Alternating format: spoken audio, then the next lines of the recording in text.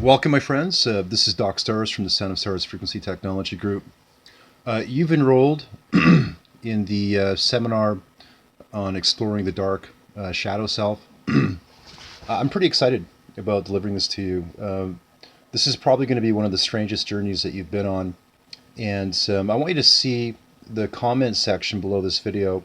There will be a link there, and that link contains your study guide. You're going to use that study guide as we step through the process,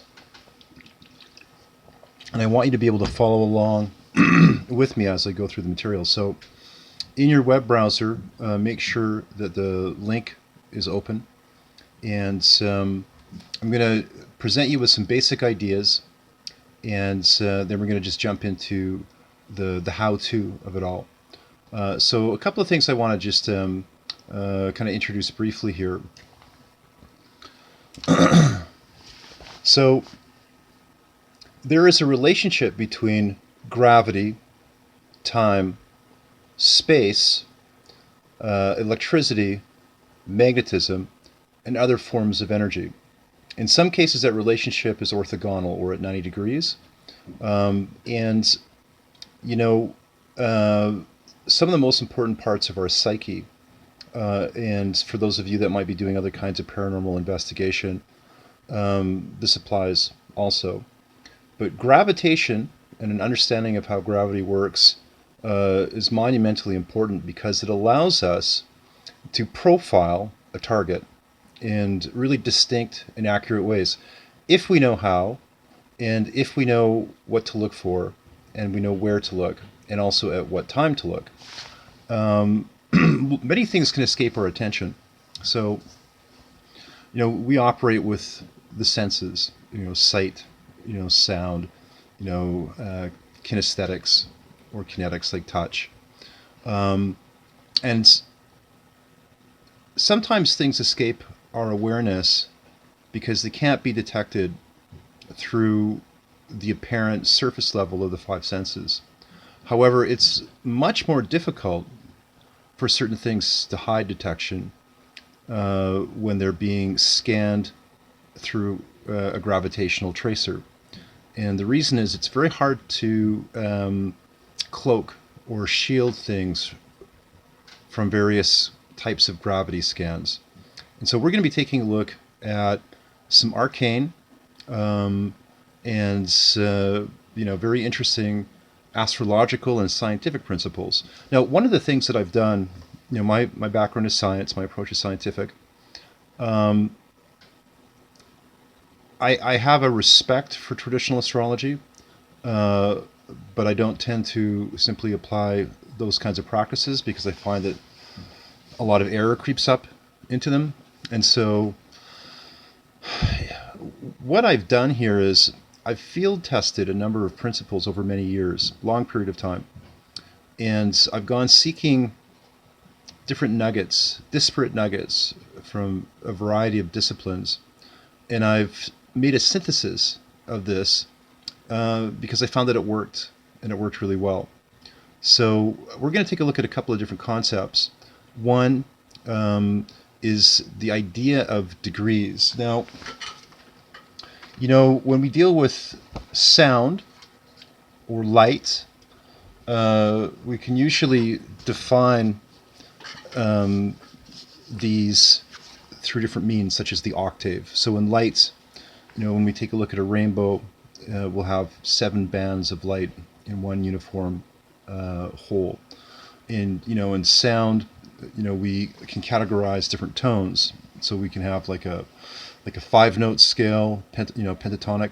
We can have a 7-note scale, which is, you know, very ancient and basic. You can have a 12-note scale. These are not arbitrary. Unfortunately, a lot of musicians don't really truly understand the mechanics of what they're working with. So it takes much more effort to try to figure out what's going on. But there actually is an absolute structural, scientific, and natural framework for things like the octave to exist. So this is just a very simple. You'll see on this page that I've got a few different forms showing, and at the very top of the page, it looks like color wheels. And so in this case, we're dealing with light. But what I want you to kind of conceptualize is that gravity has a spectral form to it. So that means that the quality of your experience over time is both constant and it varies. It's constant in the sense that, so it's periodic. The quality of experiences that you have will typically be periodic in nature. So the way that it's constant is that the same types or the same variations or qualities of experiences will occur. The variability comes in where those qualities of experience change over time. And of course, there's an element of chaos in there where we might be able to look at similar kinds of experiences over time, but each moment will have its own little nuance. So the first thing I want to talk to you about is a concept that we pull from the I Ching. And by the way, if you're looking at the guide, one of the very first steps that you need to do is you're going to sign up for a free account on AstroDienst. So this is a German astrology site, and so it's astro.com. I've included a link there that shows a tutorial. So the very first thing that you should do in this program is you should pause the video now and go ahead and make sure that you've signed up for a free account on astro.com, enter in your full birth information, and just have that good to go, and then we'll come back to that. And so after now that you've paused the video and you've set up your free account, the very first item that we see on our reference guide that you should have in your browser open, you'll see what looks like a pinwheel, like a yin-yang symbol. Now, as some of you know, I'm kind of a student of different kinds of scientific natural law and esoteric type principles, from the past. And so a lot of really excellent things found in China. And the I Ching is an interesting book because you have 64 hexagrams. Each hexagram describes a type of experience. So you'll see in a given hexagram, there's a certain specific kind of social dynamic. There could be a series of challenges, a series of opportunities. A stage is set, and a play in a scene plays out. And so one wonders, well, how is it that they came up with these hexagrams? Where did they come from? And what is the yin yang symbol? I want you to read through the content related to this in the guide because there's a lot of information there, and this is part of your homework. Some reading is required, so I want you to go through that content. But I'm going to describe the basic idea. The yin yang symbol was derived from the passage of the Earth over the course of a year and its relationship to the sun.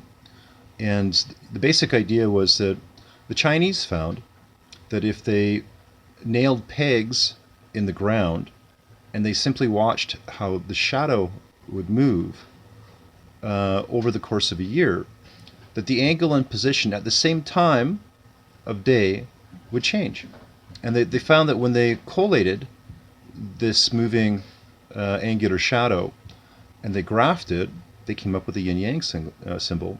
So the yin-yang symbol is actually a very real light-based representation of how the sun appears to move in the sky in relation to the earth. Now, some people have speculated, and I think that there's a lot of veracity in this, that the hexagrams were likely constructed, at least in significant part, by sages, Chinese wise men, viewing change in their local society and in their empire at large over time. And so what they found, and what's interesting is that a lot of people have attempted to map the various hexagrams to other analogs. So we see like some people making maps between a series of hexagrams in a given zodiac sign. We know that a given zodiac sign occurs, at a certain time of the year. So Aquarius is around January. Sagittarius is active around November, or at towards the mid of November and onwards. And so, being a Chinese sage, observing human dynamic and environmental fluctuation over time, an awareness arose that certain kinds of experiences seem to happen at certain times. And so you could almost say that the hexagrams themselves describe a frame of reality that occurs in the context of background change. Why is this important? Because gravitation is intrinsically linked to this. We see a direct relationship to fluctuations in gravity, mass and matter, positions thereof, affecting gravitational fields. So there's a perturbation, and then trickling down into behavior, into consciousness, that which is perceived, understood, or felt, or experienced. And so, following me with this guide, there's a bunch of information here. I want you to read up on this. As you scroll down, you'll see that there's some more content related to that, and we'll come back to this. I'll go over this a bit more in depth. I'm just introducing the basic concepts now. And so the next concept we're going to talk about is the degree. And I want to impress upon you with something.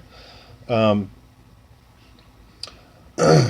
planet significantly changes its position every 4 minutes. And every 4 minutes, rotationally, a different degree will be present on the horizon, at zenith, so directly overhead. And when I say horizon, I mean, from the position where the sun rises, and then if we look forward to the opposite horizon to where the sun would set, and then below our ground. So we have 4 corners. So we have that which is behind, that which is above, that which is in front of us, and that which is below our feet. So we have these 4 corners. So if we kind of draw like a grand cross and we situate that over our personal position, every 4 minutes, reality, the frame of reality, changes. Why is that important? Well, it's important because if you'll recall, I had described previously that there are hundreds of different types of dark selves. Well, there's 360 primaries. And what's interesting is that we know that there's 360 degrees on a circle. There's 360 degrees in astrology, obviously.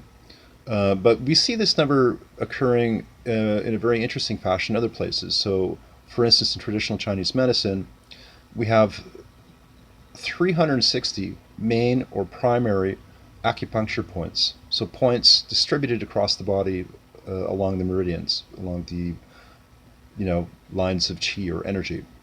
And you can absolutely bet that there will always be some kind of a relationship between the points on the body and the rotation of the planet. I'm not going to get into everything there, but as you scroll down, you'll see that there's a section that talks about the degrees. This is going to be monumentally important and helpful for the process that we're going through. It's strange that more traditional astrologers don't make use of the degrees because they're really important.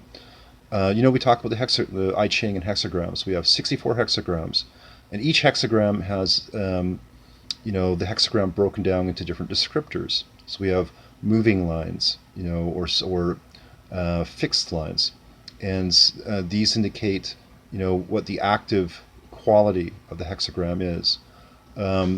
But we have the same kind of descriptor lexicon available to us for each of the 360 degrees. It's just not well known about. And someone who's been a traditional astrologer, unfortunately, hasn't investigated or applied this knowledge often much. You don't see it being used very often.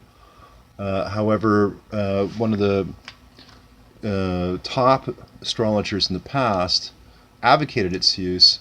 And, what's funny is that when you take a look at the descriptors by different authors, you find an amazing corollary between how the hexagram in the I Ching is laid out, as well as how the degrees are described.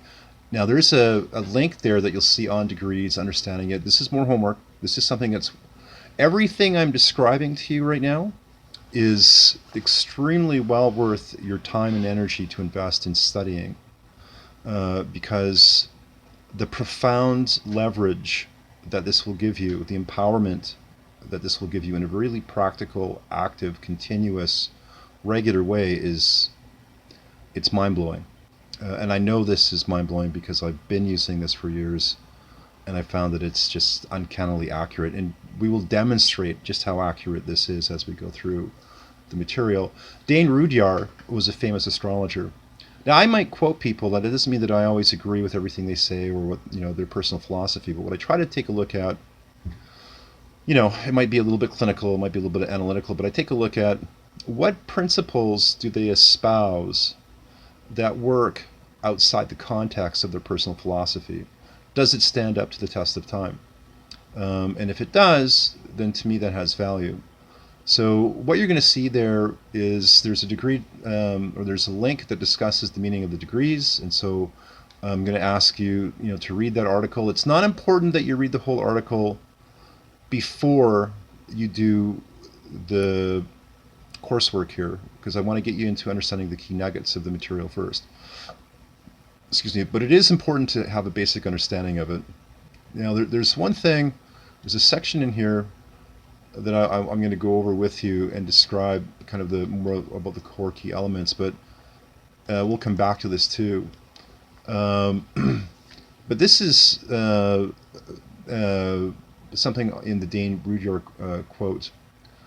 A cyclic series of creative moments which are wombs of souls, each of which releases a quality that becomes the monad of every entity reaching independent existence within that moment.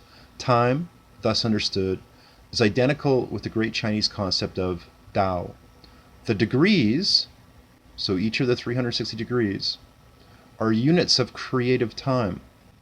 They reveal the boundaries of the great creative moments for human beings on this earth.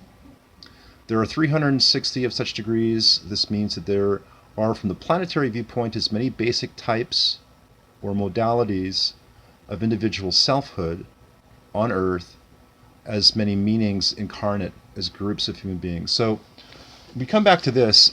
Understand that gravity itself,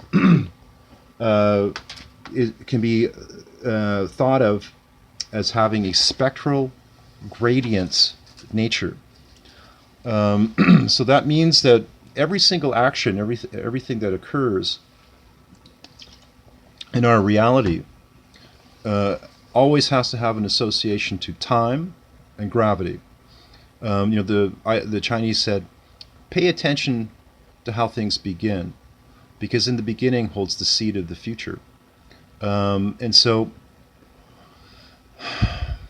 if we have 360 degrees with different qualities, how can these be understood better? Well, in the article that I've provided to you, if you scroll down, you will see that there is a list of authors, and these include those individuals such as Corelli.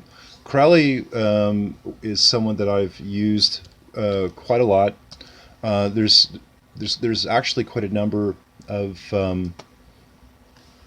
authors that describe the qualities of each of the degrees. And like I said, these description of the degrees you'll find very similar to how the hexagrams are laid out. But if you scroll down, you'll see a section called Degrees Lookup Tables. We'll be coming back to this. And I've listed them in relative order of importance with Corelli at the top. Now, what happens is that in astrology, they say that planets in the chart represent a personality, a persona, or a person, or how personality is expressed. A house, and we'll talk more about houses in a bit, is the domain of life. So what stage of life are you performing on? So a given house will be related to work. A given house will be related to your experience of romance and fun. A given house would be related to your sense of individuality. The signs, so Aries, Taurus, etc. This is how the stage looks. What is the flavor of the stage? So if I said I work at a job, And I told you what are the basic responsibilities of that job. So if I was an accountant, I work in an accountancy office. And if you ask me, well, what is the environment like there? And I said, well, it's not like most accountant offices. It's very flamboyant. There's a lot of happy, creative people there. It's kind of strange. It's very dynamic. I always feel energized when I go to work. So what I have now is a sixth house job, accountancy, but I might have something like an Aries type work environment.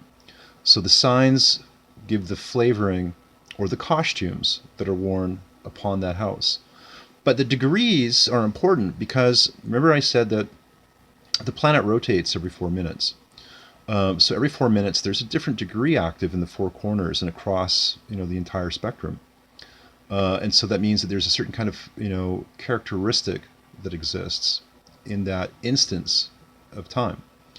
And so what we do is we can look at both the natal chart and also what's called the transit chart. In the natal chart, all the planets are fixed. They express the moment of our birth. This describes our constitution. What are the challenges? What are the strengths that we've the probabilities and the biases that we've been born with. And so every single body, every stellar body, whether it's a planet or an asteroid, this sort of thing, this is distributed so that each planet will reside at a certain degree. So, every asteroid will be situated at a certain degree. And each degree will be placed within a given sign and a given house. So we have these different layers that help us describe the quality of that moment. Now, you'll see that there's close to a dozen different authors that are listed here. I'm going to come back and tell you why I've included so many. After this initial presentation, we're going to be jumping into the process itself. I'm going to show you how it works, and we're going to be looking mostly at the screen. But for instance, the Corelli link, and these are all resources I've put up, to help you easily step through this material. But what these authors do is they go through every single degree, so from 0 to 360, and they provide a series of paragraphs describing, well, what is that degree about? And the way that they arrange it is by sign. So be Aries degree 1, Aries degree 2, up to 30. Each sign has 30 degrees. We have 12 signs, 360 degrees. So when we take a look at each given sign, every single degree within their 30-degree spread has a very specific descriptor. And what we're going to find is that the dark self will be distributed mainly on one singular asteroid, and also distributed somewhat on a different stellar body that we're going to be getting into. And so what we can do is we can simply look up the degrees associated with these bodies, and this will tell us, what the nature of this critter is. And we can find out, where does it seem to be active the most, because it will reside in a given house or a certain part of life. And we'll be able to describe what is the quality or characteristic of it by looking at its sign. So I'm going to be stepping you, like I said, through this on screen here. I'm just introducing the basic concepts. And we're also going to be taking a look at two specific bodies. So one is an asteroid called Sedna, and the other one is the Black Moon Lilith. And I'll be describing more about that as we go along. But Sedna is an asteroid that has a very strange orbit. And the reason that our dark self, one of the reasons that our dark self is associated with Sedna, is because processes that occur within us will often have a energetic relationship or connection to those things in our environment that are of like nature. So when we study something that has like nature, we can get a gravitational footprint, kind of like holding a mirror up to the same kind of substance that's inside of us. When we take a look at the nature of Sedna, the asteroid, both its discovery process as well as the mythological history associated with the character gives us a very comparable, very compatible analog to that part of ourselves that is like that evil nugget, the that's dark outlaw that tries to govern our lives. And I provided a lot of information describing the why and the wherefore of this in this reference guide, and I encourage you to read up on Sedna and also the Black Moon Lilith, and you'll see why. Uh, Now, what's interesting is that sometimes, in most cases, when someone looks at the degree description for the Sedna and the Black Moon Lilith in their chart, and we're going to be looking at an example here, you'll see exactly why I'm saying this. In most cases, they'll be like a light will go on side in their minds, be like, oh, geez, that makes so much sense. And the cool thing about the degree descriptors is that in many cases, when there is a challenge, outlined, there's also you know recommended remedial action. So here's a challenge, here's what the person should be aware of. Here are the dangers to stay away from. But for both Sedna and the Black Moon Lilith, most people will have a light click on, and they'll be like, oh, well, of course that all makes sense now. But in some rare cases, something strange will happen, and that strange thing will be they'll look up the degree descriptor, and what they'll find is that instead of it describing what the challenge or the evil is in their lives and what to do about it, they might find that the description sounds quite lovely. There doesn't seem to be any inherent stress or challenge in it. So when and if that happens, a couple of things to consider. One is that like I said, there's about close to a dozen different authors that will talk about a given degree. Now,